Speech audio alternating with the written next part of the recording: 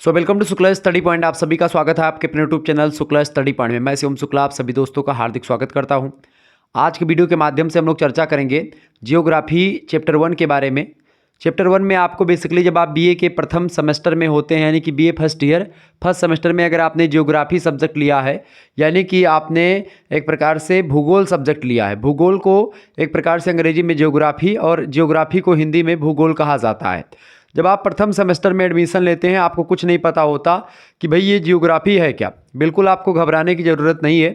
Geography basically है क्या, इसको मैं विस्तार से तो समझाऊंगा ही। इसके अलावा आपके जो सिलेबस, मैंने इससे पहले एक वीडियो पढ़ाई थी, अगर आप लोगों ने सिलेबस देखा होगा तो उसी सिलेबस में मैंने इतना डीपली आपको सिलेबस डिस्कशन करवा दिया है कि संपूर्ण सिलेबस मतलब कि संपूर्ण चैप्टर्स के बारे में थोड़ी थोड़ी बातें, या जो उस चैप्टर से बनने वाली जो इंपॉर्टेंट चीज़ें थी, इंपॉर्टेंट फैक्ट थे, जो मैंने महत्वपूर्ण तथ्य थे, उनके बारे में मैंने ऑलरेडी बता दिया है। तो अगर आपने नहीं देखा सिलेबस तो प्लीज़ देख लें। जियोग्राफी में आपको बेसिकली बीए प्रथम वर्ष के प्रथम सेमेस्टर में आपको फिजिकल जियोग्राफी पढ़ना होता है। फिजिकल जियोग्राफी को हिंदी में क्या कहते हैं? भौतिक भूगोल। क्या कहते हैं महोदय? भौतिक भूगोल कहते हैं। भौतिक भूगोल बेसिकली ये एक प्रकार से कैसा सब्जेक्ट है? ये एक साइंटिफिक सब्जेक्ट है, चूँकि यहाँ पर एक प्रकार से भौतिक शब्द जुड़ा हुआ है। भौतिक शब्द से जुड़ने से इसका एक प्रकार से नज़रिया, मतलब कि इसमें हम किसके बारे में अध्ययन करते हैं? पृथ्वी पर जैसे कि जल, महासागर, स्थल मंडल, जैवमंडल, ठीक है, वायुमंडल, ठीक है, जल मंडल, स्थल मंडल, वायुमंडल, ये सब जैवमंडल के भाग हैं। तो इन सभी का अध्ययन हम लोग करते हैं बेसिकली। तो आज का जो चैप्टर आपका है, चैप्टर नंबर 1, इसमें क्या पढ़ना है? इसमें आपको भूगोल के बारे में जानना है और भौतिक भूगोल का अर्थ, प्रकृति, और इसके अलावा भौतिक भूगोल का जो विषय क्षेत्र है उसके बारे में आपको जानना है। विस्तार से हम चर्चा करेंगे। यहाँ से लगभग आपके 10 से अधिक नंबर के प्रश्न हमेशा परीक्षा में आते रहते हैं, चाहे ऑब्जेक्टिव प्रश्नों की बात करें और चाहे लिखित प्रश्नों की बात करें, ठीक है। तो बिल्कुल आपको घबराने की ज़रूरत नहीं है। तो आज हम चैप्टर नंबर 1 जब समझेंगे तो आपको एक प्रकार से इतना अच्छा एक प्रकार से समझ में आएगा कि आपको लगेगा कि भाई आपने इसको इंटर में पढ़ रखा है, पहले से आप इसको पढ़े हुए हैं, ठीक है। आपको सरल भाषा में बताने का प्रयास मैं करूंगा। आइए चैप्टर नंबर 1 के बारे में चर्चा करते। तो जो छात्र, मतलब आप किसी भी विश्वविद्यालय के किसी भी कॉलेज में पढ़ रहे हैं, आपने बीए में एडमिशन लिया है, जियोग्राफी आपका सब्जेक्ट है, तो आपको पहला चैप्टर पढ़ना पड़ेगा भौतिक भूगोल की प्रकृति और उसका अध्ययन क्षेत्र। भौतिक भूगोल की प्रकृति से पहले भौतिक भूगोल का अर्थ और परिभाषा भी जानेंगे, ठीक है। उसके बाद नेचर एंड अध्ययन क्षेत्र यानी स्कोप। तो physical geography, nature and scope, ये आपके चैप्टर नंबर 1 का नाम है। तो इसके बारे में हम जानने का प्रयास करते हैं कि आखिरकार इसके अंतर्गत हमको पढ़ना क्या क्या है। देखिए, जब भूगोल की हम बात करते हैं, भू और गोल दो शब्दों से मिलकर के बना है भूगोल, ठीक है।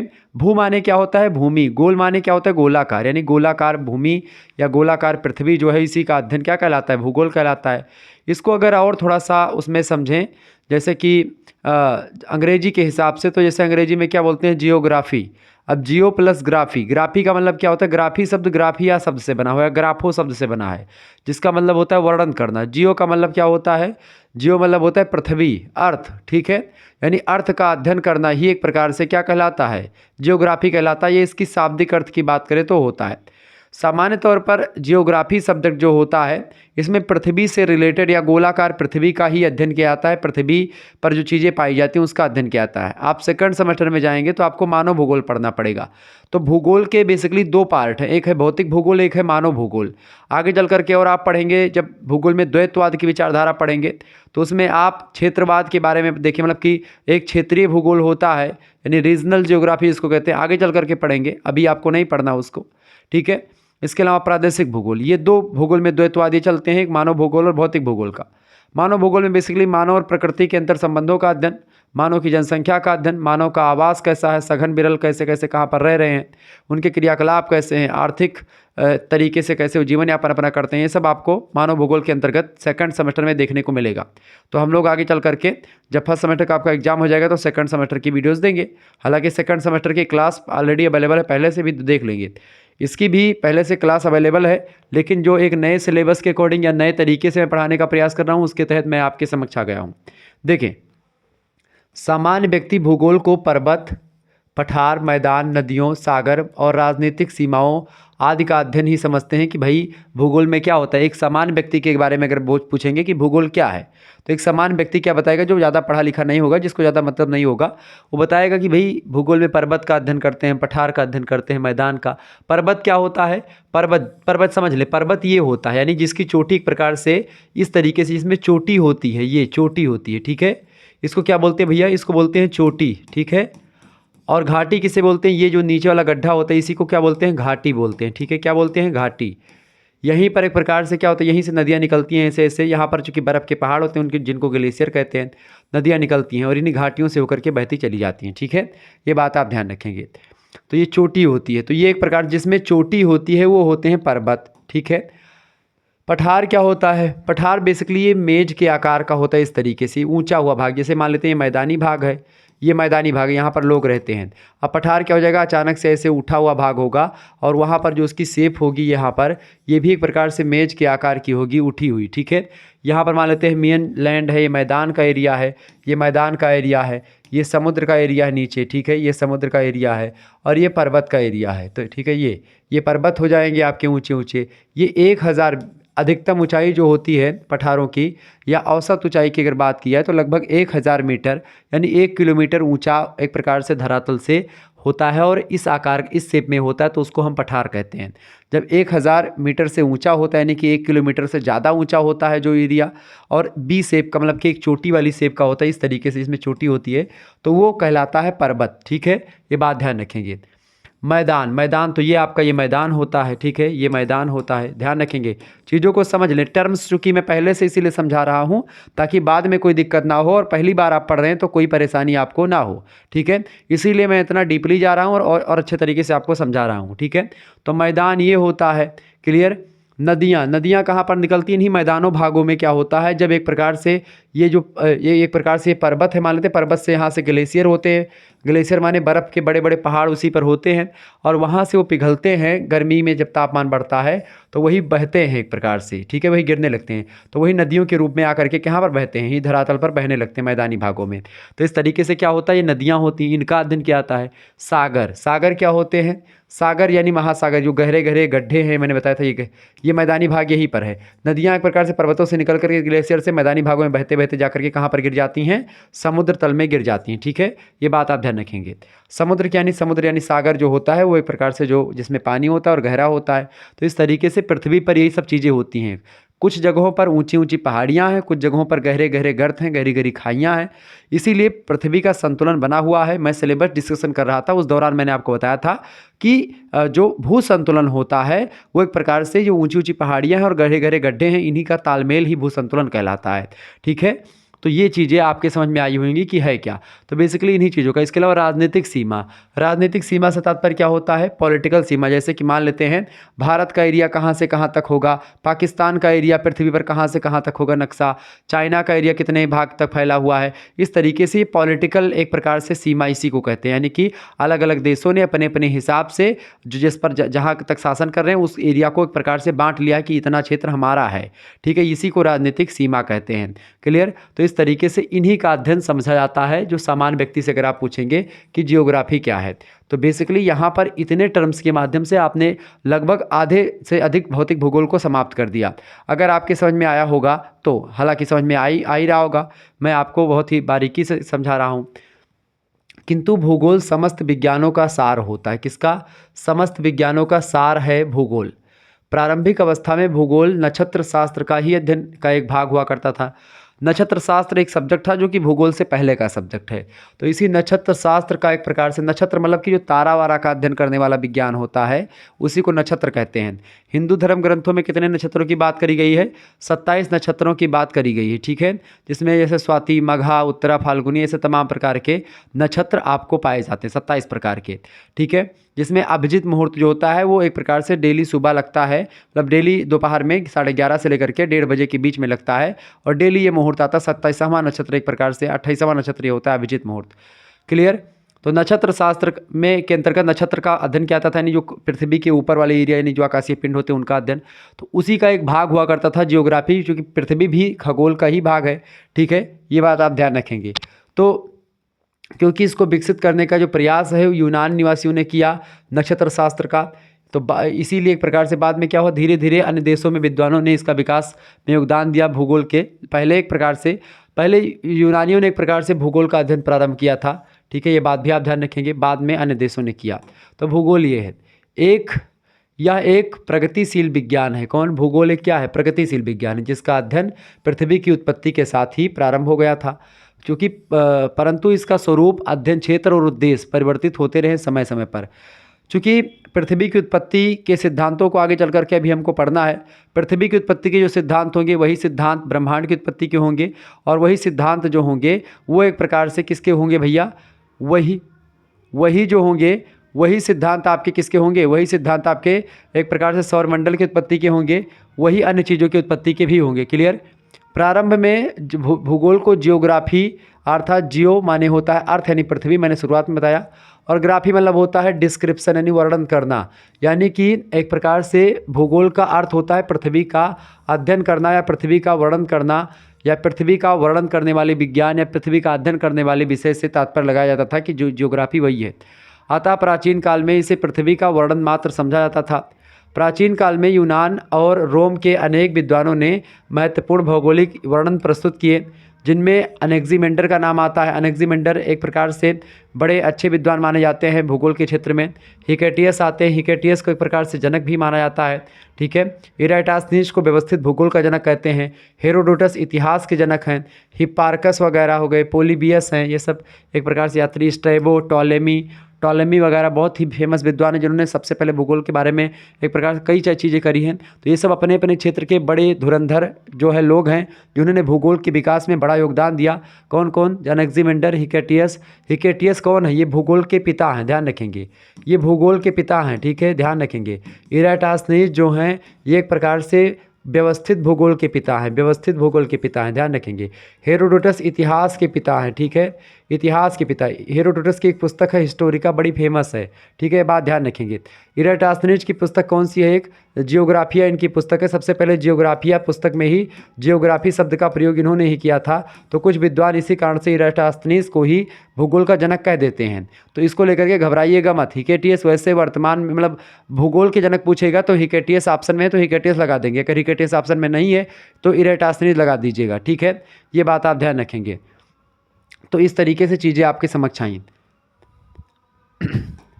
इराटास्थनीज ने सबसे पहले जियोग्राफिया नाम की एक पुस्तक है, मतलब जियोग्राफी का इनकी पुस्तक है, उसी जियोग्राफी का पुस्तक में जियोग्राफिया शब्द इन्होंने दिया, अर्थात भूगोल शब्द का प्रयोग सबसे पहले इन्होंने ही किया है। इसीलिए मतलब इसमें इन्हें अर्थात भूगोल का जनक इनको कहा जाने लगा। तो कुछ विद्वान को भूगोल का जनक कहते हैं, लेकिन इसको एक प्रकार से अगर हिकेटियस ऑप्शन में मिलेगा तो हिकेटियस आपको लगाना है। इराटास्थनीज ने व्यवस्थित भूगोल का जनक किया था, उससे पहले भी भूगोल था इराटास्थनीज से बताने से पहले। स्ट्रैबो नाम का एक महान भूगोलवेत्ता है और इतिहासकार भी रहे हैं स्ट्रैबो महोदय।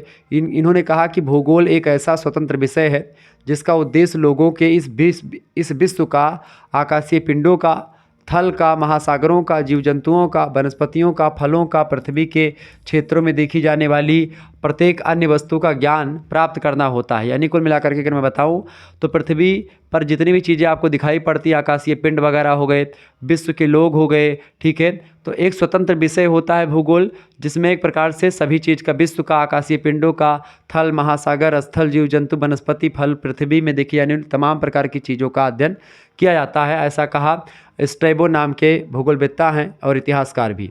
इसके बाद में अगले विद्वान हैं इमैनुअल कांट, बड़े फेमस भूगोलवेत्ता रहे इमैनुअल कांट। इमैनुअल कांट ने कहा कि भूगोल जो होता है, भूगोल की परिभाषा को देते हुए कि भूगोल धरातल का अध्ययन करता है तथा यह भूतल मतलब कि पृथ्वी का जो ऊपरी हिस्सा है उसी को भूतल कहते हैं, जिस पर हम रहते हैं, भूतल के विविध भागों में पाई जाने वाली विभिन्नताओं, चूँकि अलग अलग पृथ्वी के अलग अलग भागों पर अलग अलग जलवायु, अलग अलग मौसम, अलग अलग क्रियाकलाप, अलग अलग जो है चीज़ पाई जाती है, अलग अलग विशेषताएँ हर एक मिट्टी की होती हैं, ठीक है। तो विभिन्नताओं की पृष्ठभूमि में की गई व्याख्या का अध्ययन करता है। इसमें सभी घटनाओं के मध्य जटिल और क्रियाशील संबंध भी होता है, अंतर संबंध पर विशेष ध्यान दिया जाता है इसमें, ऐसा भी इमैनुअल कांट ने कहा। तो बड़ी ज़बरदस्त परिभाषा है इमैनुअल कांट की, ये बात आप ध्यान रखेंगे, क्लियर। इसके बाद में आते हैं कार्ल लिटर महोदय। कार्ल लिटर भी बड़े अच्छे भूगोलवेत्ता माने जाते हैं। कार्ल लिटर की अगर बात की है तो कार्ल लिटर कहते हैं कि भूगोल विज्ञान का एक भाग है, एक ऐसा भाग है जिसमें क्या होता है, भूमंडल के सभी लक्षणों, सभी घटनाओं और जो लक्षणों घटनाएं हैं उनके संबंधों का पृथ्वी को स्वतंत्र रूप से मानते हुए वर्णन किया जाता है। टॉलेमी ने बताया कि भूगोल के अंतर्गत बसे हुए भाग के अध्ययन के साथ साथ पृथ्वी तथा ब्रह्मांड के आपसी संबंधों का भी अध्ययन किया जाता है। कुल मिलाकर के पृथ्वी और जो अन्य ग्रह हैं उन या ब्रह्मांड के जो अन्य चीज़ें हैं उनके संबंध में इसका अध्ययन किया जाता है। अलग अलग विद्वानों ने अपने अपने हिसाब से एक प्रकार से अध्ययन बताया या अपने अपने हिसाब से परिभाषाएं दी भूगोल की। टॉलेमी कहते हैं, टॉलेमी ने विश्व का सर्वप्रथम मानचित्र बनाया था, ये बात ध्यान रखेंगे। ये प्रश्न ऑब्जेक्टिव में कई बार पूछा था कि विश्व का मानचित्र सबसे पहले किसने बनाया, तो टॉलेमी ने बनाया था। टॉलेमी का पूरा नाम क्या है, क्लैडियस टॉलेमी इनका पूरा नाम है। टॉलेमी लिखेंगे तो टी से नहीं शुरू होता है, पी से इनका नाम शुरू होता है, ध्यान रखेंगे टॉलेमी का अंग्रेजी में। परिभाषित करते हुए टॉलेमी कहते हैं भूगोल को कि भूगोल एक ऊर्ध्वपातन विज्ञान है जो पृथ्वी का परावर्तन देखता है, पृथ्वी की झलक स्वर्ग में देखता है, ठीक है। यानी geography is the sublime science which sees in the heavens the reflection of the earth. यानी कि भूगोल एक ऊर्ध्वपातन विज्ञान है जो पृथ्वी की झलक, मतलब पृथ्वी पर स्वर्ग की झलक देखता है, ऐसा इन्होंने कहा था। ये बात ध्यान रखें, कई बार ये प्रश्न परीक्षा में ऑब्जेक्टिव में पूछा गया है। रिचर्ड हॉटसन की अगर बात की जाए, इन्होंने कहा भूगोल की परिभाषा को देते हुए कि भूगोल वह अनुशासन है जो क्या करता है, पृथ्वी को मानव का संसार मान करके, पृथ्वी क्या है, मानव का संसार है, तो मानव का संसार मान करके एक स्थान से दूसरे स्थान पर विभिन्न लक्षणों का वर्णन तथा व्याख्या के लिए खोजता है। मतलब कि एक प्रकार से अगर मैं आपको बताऊं, यानी क्या है, भूगोल एक अनुशासन है जो पृथ्वी को मानव का संसार मानता है और इसके अलावा मानव का संसार मान करके एक स्थान से दूसरे स्थान पर जो तमाम प्रकार के लक्षण अलग अलग पाए जाते हैं पृथ्वी पर, उन सभी का अध्ययन करता है, ठीक है। ये होता है आपका भूगोल। तो भूगोल आपके समझ में आ गया कि भूगोल होता क्या है। तो भूगोल के बाद में आप समझेंगे, तो भूगोल ये हो गया। भूगोल की दो शाखा हैं, कौन कौन सी। पहली शाखा है भूगोल की पहली शाखा भैया, भूगोल की पहली शाखा है आपकी भौतिक भूगोल, जिसके बारे में हम अध्ययन करेंगे अभी, ठीक है। क्या शाखा, भौतिक भूगोल, ठीक है। भौतिक भूगोल ये पहली शाखा लिख लीजिएगा। और दूसरी शाखा है मानव भूगोल यानी ह्यूमन ज्योग्राफी, ठीक है। मानव भूगोल, ह्यूमन ज्योग्राफी, ठीक है। मानव भूगोल यानी ह्यूमन ज्योग्राफी सेकंड सेमेस्टर पढ़ेंगे, भौतिक भूगोल आपको फर्स्ट सेमेस्टर पढ़ना है। तो अब हम पढ़ेंगे क्या, भौतिक भूगोल की परिभाषा, चूँकि ये परीक्षा में प्रश्न आपसे पूछा जाता रहा है, ठीक है। तो भूगोल समझ में आ गया क्या होता है। भूगोल पृथ्वी पर जो चीज़ें पाई जाती हैं उन्हीं का अध्ययन किया जाता है भूगोल के अंतर्गत, और अलग अलग स्थानों पर अलग अलग विशेषताओं वाले चीज़ें पाई जाती हैं। अब भौतिक भूगोल क्या है, इसको समझते हैं। भौतिक भूगोल की परिभाषाएं अलग अलग विद्वानों ने अपने अपने हिसाब से परिभाषाएं दी हैं भौतिक भूगोल की, जिनमें से कुछ परिभाषाओं को मैंने यहाँ पर रखा है। बाकी और परिभाषाएं मैं रख सकता था, लेकिन ज़रूरी है कि आप 2-3 परिभाषा से ऊपर ना रटें, ज़्यादा बेटर होगा। 2-3 परिभाषा आप देख लें। देखिए, डेफिनेशन ऑफ फिजिकल ज्योग्राफी, भौतिक भूगोल को विद्वानों ने अपने हिसाब से परिभाषित किया है। पहले विद्वान है आर्थर होम्स। आर्थर होम्स कहते हैं कि भौतिक वातावरण का अध्ययन ही भौतिक भूगोल होता है। यानी जब हम पृथ्वी के जो भौतिक वातावरण है उस भौतिक वातावरण का अध्ययन करते हैं तो वही एक प्रकार से क्या है, भौतिक भूगोल है। अब इसके अंतर्गत, भौतिक वातावरण के अंतर्गत या जो फिजिकल इन्वायरमेंट होता है, इसके अंतर्गत आता क्या है, इसके अंतर्गत महाद्वीपों तथा महासागरों में खासकर समुद्र विज्ञान जो है महासागरों का अध्ययन करता है। उसकी सागरीय तलछटियों के धरातलीय उच्चावच भूआकृति विज्ञान तथा वायु यानी मौसम और जलवायु विज्ञान का अध्ययन किया जाता है। कुल मिलाकर के अगर मैं आपको समझाऊं, 1 मिनट में मैं आपको दिखा रहा हूं एक चीज़, ठीक है। देखें, पृथ्वी बेसिकली क्या है, पृथ्वी को मैं आपको अगर दिखाने का प्रयास करूं तो ये पृथ्वी है, ये ग्लोब है, ठीक है। अब ये है ग्लोब मेरे प्यारे दोस्तों। अब ग्लोब की अगर बात की तो यहाँ पर आप देख पा रहे होंगे महाद्वीप क्या होते हैं। देखिए, ये जैसे ये अमेरिका, दक्षिणी अमेरिका महाद्वीप ये है, ठीक है। ये आपकी उत्तरी अमेरिका महाद्वीप है, ठीक है। इसके अलावा अगर आपको मैं दिखाऊं, ये आपका अफ्रीका महाद्वीप है, ठीक है। ये क्या है, ये आपका अफ्रीका महाद्वीप है। इसके अलावा अगर आप देखेंगे, ये अपना क्या है, भारत देश, मतलब ये भारत देश है, ठीक है। ये भारत जो जिसमें बसा हुआ है, ये पूरा का पूरा क्या है, ये एशिया महाद्वीप है, जिसमें रूस का कुछ भाग आ जाता है, ठीक है। लगभग अधिकतर भाग उसका 90% हिस्सा एशिया में ही है। चूँकि मॉस्को रूस की राजधानी है, वो यूरोप की कंट्री, मतलब यूरोप महाद्वीप में है, इसीलिए रूस को यूरोप का देश माना जाता है। यूरोप ये यहाँ से, ये यूरोप है, ठीक है। ये वाला एरिया यूरोप होता है, क्लियर। तो इस तरीके से ये पृथ्वी अपने अक्ष पर घूमती है। किस तरीके से पृथ्वी अपने अक्ष पर ऐसे ऐसे घूमती है, ठीक है। ये घूम रही है अपने अक्ष पर। इस तरीके से घूमने से क्या होता है, दिन और रात होती है। लेकिन जब यही पृथ्वी कैसे घूमती है, इस तरीके से सूर्य के चारों तरफ ऐसे ऐसे चक्कर लगाती है इस तरीके से, तो ये क्या होता है, ये मौसम बदलता है। लेकिन अपने अक्ष पर केवल ऐसे ऐसे घूम रही लट्टू की भांति ये मौसम परिवर्तित करता है। सूर्य भगवान यहाँ पर होते हैं और यहाँ से फोकस, मैंने उस दिन आपको दिखाया था चीज़ें ना, तो वैसे कुछ होता है। ठीक है, तो इस तरीके से यहाँ पर चीज़ें आपको समझ में आई। तो उच्चावच कैसे होता है, कहीं पर पहाड़ है, कहीं पर ढालू है, कहीं पर शिखर है, कहीं पर जो है चोटी है, कहीं पर पठार है, कहीं पर मैदान, कहीं पर घाटी है। तो ये चीज़ें ठीक है, क्लियर। तो यहाँ पर आप देखेंगे वायु का अध्ययन किया जाता है, यानी कि वायुमंडल का, भू आकृति विज्ञान मतलब कि धरातलीय उच्चावच का पूरा, और समुद्र विज्ञान, महासागरों का और महाद्वीपों का अध्ययन इसके अंतर्गत किया जाता है। Arthur Holmes. कुल मिलाकर के जो भौतिक वातावरण का निर्माण होता है उसमें जलमंडल, स्थलमंडल और वायुमंडल के मिलने से एक प्रकार से निर्माण होता है किसका भैया, भौतिक वातावरण का। और इसी भौतिक वातावरण का अध्ययन किया जाता है किसमें, भौतिक भूगोल के अंतर्गत। ठीक है सॉरी, अंग्रेजी में देखें, the study of physical environment is the physical geography which includes consider action of surface relief of globe, जिसको जियोमॉर्फोलॉजी बोलते हैं अंग्रेजी में, of the seas and oceans, जिसको ओशियनोलॉजी बोलते हैं, एंड ईयर मतलब कि जिसको आप मेट्रोलॉजी बोलते हैं, क्लाइमेटोलॉजी बोलते हैं। ठीक है, जलवायु विज्ञान है, मौसम विज्ञान। तो इस तरीके से इन सभी का अध्ययन भौतिक भूगोल के अंतर्गत किया जाता है, जलमंडल, स्थलमंडल, वायुमंडल, इन सभी का।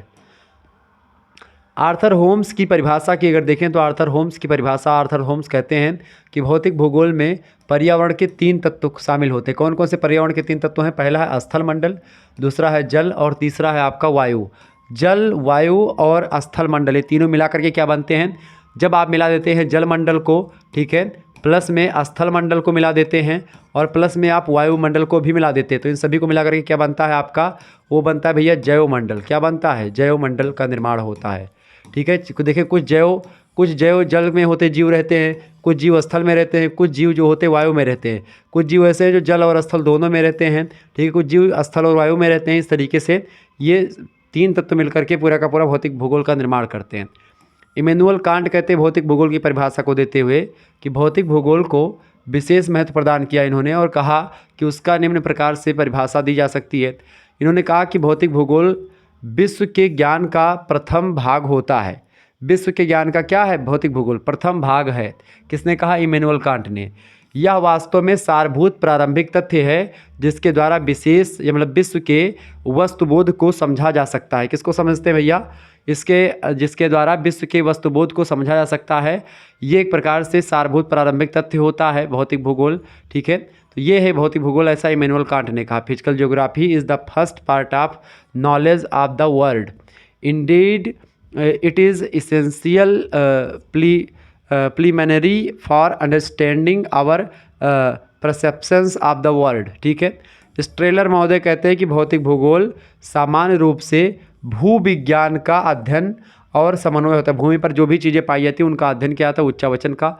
मानव पर्यावरण पर समान रूप से प्रकाश डालते हैं चीज़ भूविज्ञान। तो इस तरीके से इन सभी का अध्ययन भौतिक भूगोल के अंतर्गत किया जाता है। भौतिक भूगोल बेसिकली ये वैज्ञानिक जो है विधि का प्रयोग करके इसमें अध्ययन किया जाता है। तो ये एक वैज्ञानिक है, यानी इसकी प्रकृति कैसी है, वैज्ञानिक, इसका नेचर कैसा है, वैज्ञानिक है। यहाँ पर अब थोड़ा सा हम समझेंगे भौतिक भूगोल की प्रकृति और उसका अध्ययन क्षेत्र। भौतिक भूगोल का अर्थ परिभाषा हमने समझ लिया।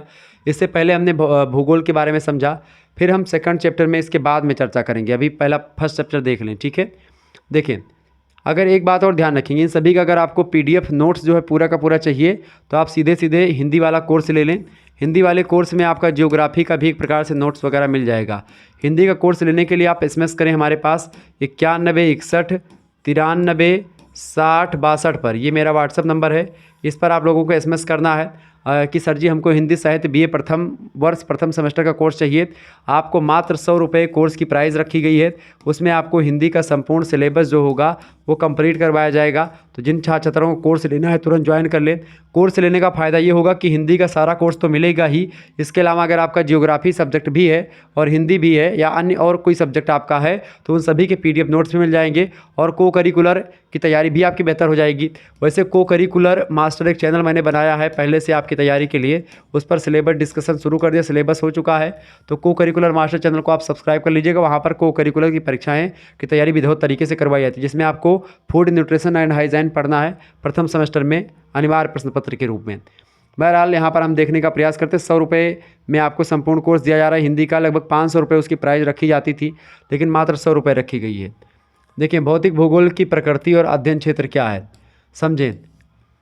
भौतिक भूगोल की प्रकृति और अध्ययन क्षेत्र की अगर बात किया है तो भौतिक भूगोल की प्रकृति सामान्य तौर पर देखें नेचर ऑफ फिजिकल ज्योग्राफी तो वैज्ञानिक है, यानी कि भौतिक भूगोल में वैज्ञानिक विधियों का प्रयोग करके भौतिक भूगोल के अंतर्गत हम ये बता सकते हैं, मतलब व्याख्या कर सकते हैं किसी भी चीज़ की, यानी या एक भविष्यवाणी भी कर सकते हैं। भौतिक भूगोल की मदद से हम ये बता सकते हैं कि बारिश कब होगी, कहाँ पर होगी, कैसे होगी, कितना तेज तूफान चलेगा, सारी जानकारी, भूकंप कब आएगा, किस तरीके से होगा, सारी जानकारी हम पहले बता सकते हैं। तो एक प्रकार से ये वैज्ञानिक विषय वस्तु है। सुसंगठित सुव्यवस्थित एवं क्रमबद्ध ज्ञान को विज्ञान कहते हैं और ये सुसंगठित भी है, सुव्यवस्थित भी है और क्रमबद्ध भी है और व्याख्या करने में भी सक्षम है। इसीलिए इस विज्ञान को यानी भौतिक भूगोल को हम विज्ञान की श्रेणी में रखते हैं। ठीक है।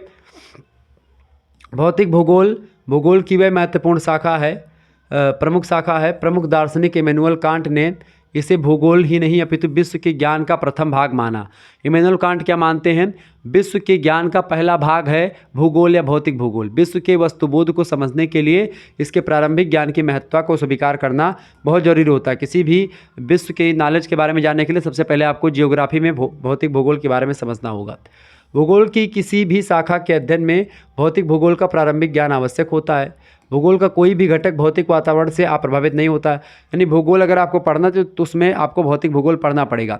इसीलिए पहले चैप्टर में ही आपको भौतिक भूगोल की परिभाषा वगैरह समझाई जाती है, ताकि हर एक क्षेत्र में इनके मदद मतलब इन चीज़ों को आप देखेंगे। ठीक है। मानव का प्रत्येक क्रियाकलाप भौतिक वातावरण से प्रभावित होता रहा है लगातार। भूगोलवेत्ता फिलिप महोदय हैं, एक भूगोलवेत्ता है। इन्होंने भौतिक भूगोल के महत्व को रेखांकित करते हुए कहा कि भूगोल को एक बृहद ज्ञान रूपी वृक्ष के रूप में इन्होंने बताया। ये कहा कि भूगोल जो है एक बृहद ज्ञान रूपी वृक्ष है, जिसकी जड़ें जो हैं वो भौतिक भूगोल की मिट्टी में स्थित हैं या भौतिक भूगोल की मिट्टी में निहित हैं। भौतिक भूगोल के अंतर्गत भौतिक वातावरण के तत्वों के गुणों और उनके स्वरूप का अध्ययन महत्वपूर्ण समझा गया है। बेसिकली जो इनके तत्व होते हैं भौतिक वातावरण में वो 3 तत्व होते हैं। कौन कौन से, यहाँ पर चित्र के माध्यम से आप देख सकते हैं भौतिक भूगोल के प्रमुख घटक। भौतिक भूगोल के बेसिकली ये 4 घटक होते हैं। ठीक है।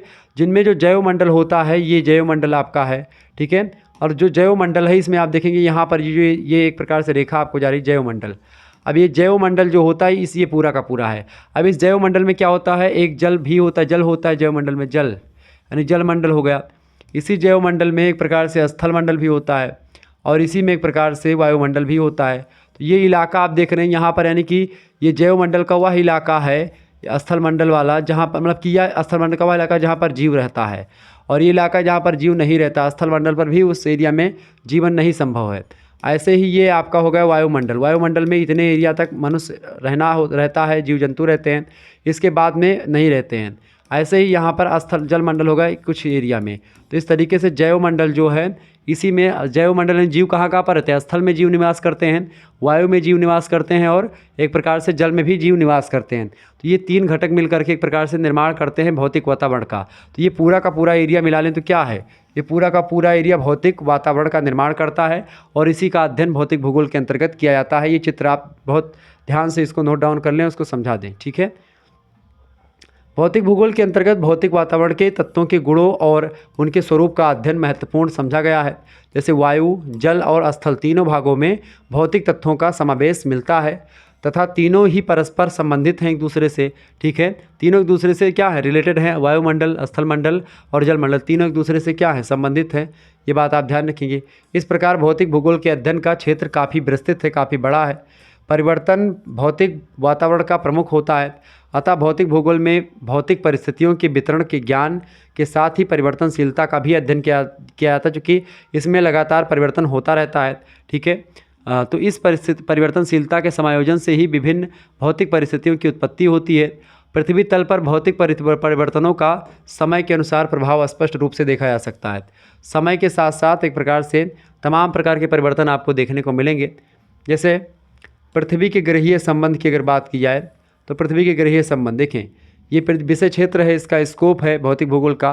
तो भौतिक भूगोल के अंतर्गत हम क्या करते हैं, सबसे पहली बात अध्ययन क्या इसका करते हैं, पृथ्वी के ग्रहीय संबंध का अध्ययन करते हैं। सौरमंडल के एक सदस्य के रूप में पृथ्वी के ग्रहीय संबंध, उसके घूर्णन यानी कि रोटेशन, परिक्रमण यानी कि रेवोल्यूशन, मैंने आपको बताया था जो एक प्रकार से आपका ये जो आपका है घूर्णन, यानी इसको आप रोटेशन बोलते हैं। ये जो घूम रही है, ये देखिए ये ग्लोब घूम रहा है, इसी को बोलते हैं रोटेशन। क्या बोलते हैं भैया इसको बोलते हैं रोटेशन, ठीक है। और परिक्रमण किसको बोलते हैं, मान लेते हैं कि ये सूर्य है, ठीक है, ये एक प्रकार से मान लेते हैं ये सूर्य है, पृथ्वी को मान लेते हैं सूर्य है, और ये पृथ्वी है जो पेन लिया हुआ, तो पेन ऐसे से घूम रहा है इसके चारों तरफ, ये क्या है, ये आपका परिभ्रमण है, ठीक है। क्या है, परिभ्रमण है या परिक्रमण, दोनों कह सकते हैं आप, क्लियर, ये चीज़ होती है। तो इसका एक प्रकार से सौरमंडल के एक सदस्य के रूप में पृथ्वी के ग्रहीय संबंध, उसके घूर्णन और परिक्रमण प्राकृतिक शक्तियों तथा प्रक्रियाओं को प्रभावित करते हैं। पृथ्वी के कृत्रिम या मानव निर्मित उपग्रहों का संचालन भी ग्रहीय संबंधों से प्रभावित होता है। जैसे कि निर्मित जो मानव निर्मित उपग्रह होते हैं जिसको आप सैटेलाइट बोलते हैं, जैसे आप फ़ोन मिलाते हो तो बातचीत कैसे होती है, सबसे पहले जब आप फ़ोन मिलाते हो तो आपके नज़दीकी टावर के साथ संपर्क होता है। टावर जो होता है वो ऊंचे ऊंचाइयों पर लगाए जाते हैं ताकि वो एक प्रकार से कनेक्ट कर पाएँ किससे, सैटेलाइट से। सैटेलाइट यानी कृत्रिम उपग्रह जो कि छोड़े गए हैं मनुष्य के द्वारा बना करके, वो एक प्रकार से पृथ्वी का चक्कर लगा रहे हैं, पृथ्वी को घूम रहे हैं और पृथ्वी के क्रियाकलापों का एक प्रकार से जो जानकारी है वो दे रहे हैं। यहाँ से फिर फ़ोन जाएगा सैटेलाइट के पास, वो सैटेलाइट जहाँ पर आपने फ़ोन लगाया वहाँ के नज़दीकी टावर को सिग्नल भेजेगा। अब वो टावर क्या होगा, उस एरिया में जिस मोबाइल नंबर पर आपने कॉल लगाई वहाँ पर कनेक्ट करेगा। इस तरीके से इतने लंबे प्रोसेस से फिर एक कॉल लगती है, ठीक है। अतः इसका अध्ययन आवश्यक है। इसके अंतर्गत सौर जगत और पृथ्वी की उत्पत्ति, मतलब सौर जगत का सबसे पहले पूरा अध्ययन करते हैं, सौरमंडल का, पृथ्वी की उत्पत्ति कैसे हुई, पृथ्वी की आयु कितनी है, पृथ्वी का अन्य ग्रहों से क्या संबंध है, ठीक है, गुरुत्व का प्रभाव क्या है, गुरुत्वाकर्षण जो पृथ्वी का है, पृथ्वी की गतियाँ कौन सी हैं, इन सभी का अध्ययन एक प्रकार से भौतिक भूगोल के अंतर्गत किया जाता है। इसके बाद में अगला जो एक प्रकार से भौतिक भूगोल के विषय क्षेत्र में शामिल है वो है स्थल मंडल। स्थल मंडल की बात किए तो क्या है भैया, स्थल मंडल की अगर बात करें तो स्थल मंडल में आप देखेंगे स्थल मंडल क्या है, स्थल मंडल के अंतर्गत पृथ्वी तल पर स्थित समस्त स्थल खंडों, उनके विभिन्न स्वरूपों का अध्ययन किया जाता है। इसके अंतर्गत उन अवस्थाओं एवं प्रक्रियाओं पर भी विचार किया जाता है जिनके फलस्वरूप भूतल वर्णन दशा में पहुंचा है, अर्थात पृथ्वी तल से थोड़ी गहराई तक की सीधी प्रभावकारी शैल परत इसमें आती हैं। पृथ्वी का भूवैज्ञानिक इतिहास, भूगर्भ की रचना, शैलों के प्रकार, अंतर्जात और बहिर्जात बल। अंतर्जात ये पृथ्वी के जो अंदरूनी बल है, ज्वालामुखीयता वगैरह क्रिया में लगते हैं। बहिर्जात बल जो एक प्रकार से पृथ्वी के बाहरी हिस्से में लगते हैं, ठीक है। अंतर्जात और बहिर्जात बल, संरचना, प्रक्रम, अवस्था, इन सभी का अध्ययन इसमें सम्मिलित होता है। यानी कि एक प्रकार से जो भी पृथ्वी की भूगर्भ की रचना कैसे है, जैसे पृथ्वी ये है, अब पृथ्वी के अंदर जैसे गोला है, पृथ्वी जैसे गोला है, अब इसके ऊपर ऊपर तो हम देख रहे हैं, जैसे यहीं पर हम रहते हैं, यहाँ पर भारत के पास ये भारत है, यहीं पर हम लोग रहते हैं यहीं पर, ठीक है। अब लेकिन यहाँ पर तो आपने ये ऊपर ऊपर हम लोग रह रहे हैं ना, ऊपर ऊपर पानी भी है, लेकिन यहाँ से अगर पृथ्वी को खोदना शुरू करें तो यहाँ पर एक प्रकार से यहाँ तक कैसे आएंगे, इसके बीच में क्या है, पूरे के पूरे इसके बीच में अंदरवा काव है, इसी को बोलते हैं अंदर इसके क्या है। तो एक प्रकार से रूस के कोला नामक क्षेत्र पर खुदाई हुई थी, मैंने बताया था 12 किलोमीटर के बाद में सारी मशीनें ख़त्म हो गई, खुदाई कर नहीं पाए। तो ताप, दाब, घनत्व, इन विधि के अकॉर्डिंग, ज्वालामुखी और भूकंप के अकॉर्डिंग हम लोग पता लगाते हैं कि पृथ्वी के अंदर है क्या। तो पृथ्वी के अंदर क्या भरा हुआ, पूरा अध्ययन उसका, भूगर्भ की इतिहास, संरचना, ये सब स्थल मंडल में। इसके अलावा स्थल मंडल में आपका जो पर्वत, पहाड़, नदियाँ, ये सब हैं, ये सब अध्ययन एक प्रकार से स्थल मंडल, सॉरी नदियों नदियों का नहीं, केवल पर्वत, पहाड़, ये सब जो पृथ्वी के स्थल भाग हैं उन्हीं का अध्ययन किया जाता है, ठीक है। अब जल मंडल में क्या होगा, महासागरों का अध्ययन होगा। महासागरों में कई सारी चीज़ें हैं। पृथ्वी तल पर विस्तृत समुद्र और महासागरों से संबंध रखने वाले विभिन्न तथ्यों का ज्ञान जल मंडल में होता है। इसमें महासागरीय तल का विन्यास हम समझेंगे, कैसे कैसे, कहाँ तल, नितल, क्या क्या है, पूरा का पूरा गर्त क्या होता है, सब कुछ जानेंगे। महासागरीय निक्षेप, महासागरीय निक्षेप मतलब होता है महासागर का जो कचरा होता है उसके बारे में, वो आपको पढ़ना है इसमें। महासागरों में तापमान कैसे घटता बढ़ता है, लवणता, उसके यानी सॉलिडिटी जो होती है, यानी कि खट्टा जो एक प्रकार से खारा होता है जल, वो कैसे होता है, घनत्व यानी कि कितना घनी एक प्रकार से जल कितना घना है, कितना विरल है ये चीज़ों, जल संचरण यानी जल कैसे बह रहा है, जल की संरचना कैसी है, ज्वार भाटा यानी जो लहरें ऊंची उठती हैं खूब और फिर नीचे गिरती हैं, तो ज्वार उठने की क्रिया और गिरने की क्रिया भाटा कहलाती है। ठीक है, प्रवाल भित्तियाँ जो हैं, प्रवाल भित्तियाँ जैसे जो कोरल द्वीप होते हैं, जैसे लक्षद्वीप जो है कोरल द्वीप है। क्या होता है कि भाई जो ये शंख वगैरह देखे हैं, शंख जो बजाते हैं पंडित जी लोग, वो शंख कीड़े से बनता है। ठीक है, जो कीड़े होते हैं उसके अंदर रहते, कीड़े एक प्रकार से मर जाते हैं तो उसी का जो ऊपरी परत होती है वही एक प्रकार से शंख होता है। ऐसे ही तमाम प्रकार के आप छोटे छोटे भी कीड़ों को देखते होंगे आप अपने आसपास के तालाब में। तो यहाँ पर तालाबों में कम पाए जाते हैं, लेकिन समुद्र वगैरह में बड़े बड़े पाए जाते हैं। तो इन्हीं की जो परत होती है उसी से द्वीप का निर्माण हो जाता है। ठीक है, तो वही प्रवाल भित्तियाँ होती हैं, इन सभी का अध्ययन एक प्रकार से जलमंडल के अंतर्गत किया जाता है। अगला है आपका वायुमंडल। वायुमंडल में क्या होता है, वायुमंडल से संबंधित विभिन्न तथ्यों यानी जानकारी, खास करके वायुमंडल की जो संरचना है, जिसमें आपके क्षोभ मंडल, समताप मंडल, बहिर्मंडल, आयन मंडल, ये सब का अध्ययन करते हैं। ठीक है, ऊंचाई कितनी है इसकी, तापमान कैसा रहता है, वायु दाब कितना होता है, कैसे कैसे ऊपर जाएंगे वायु में, क्या क्या चीज़ें हुई, कौन कौन सी गैसें अलग अलग स्थानों पर पाई जाती हैं, पवनों की उत्पत्ति और प्रकार यानी कि हवा कैसे चलती है, किस तरीके से, और पानी कैसे बरसता, सब कुछ यहीं से आपको पता चल जाता है। आर्द्रता का रूप, आर्द्रता मतलब नमी कैसे होती है वायु में, अगर वायु में नमी है तो वायु एक प्रकार से गर्म होगी, मतलब वायु में नमी है तो वायु ठंडी होगी या हल्की होगी। वायु दाब एक प्रकार से कब ज़्यादा बनेगा, वायु दबाव तब डालेगी जब वायु वजन ज़्यादा होगा वायु का। ठीक है, तब वायु दाब बढ़ेगा। और वायु वजन कब होगा वायु का, जब वायु एक प्रकार से गीली होगी, वायु में आर्द्रता होगी, नमी होगी, तब वायु वजन होगी और नीचे आएगी। ठीक है, वायु राशियाँ विभिन्न देखेंगे, विक्षोभ वगैरह, तो विश्व जलवायु, तो ये सब एक प्रकार से आपको वायुमंडल के अंतर्गत पढ़ना होता है। ठीक है, तो आदि का अध्ययन वायुमंडल में सम्मिलित है, किंतु वायुमंडल का अध्ययन वहीं तक किया जाता है जहाँ तक कि वह स्थल, जल और जीवन को प्रभावित करता है। यानी जैसे वहाँ पर मैंने आपको चित्र दिखाया था कि उतने का ही अध्ययन करता है जहाँ तक एक प्रकार से मनुष्य से संबंधित है, बस उससे ऊपर नहीं पढ़ना। ठीक है, ये चीज़ें हो गई।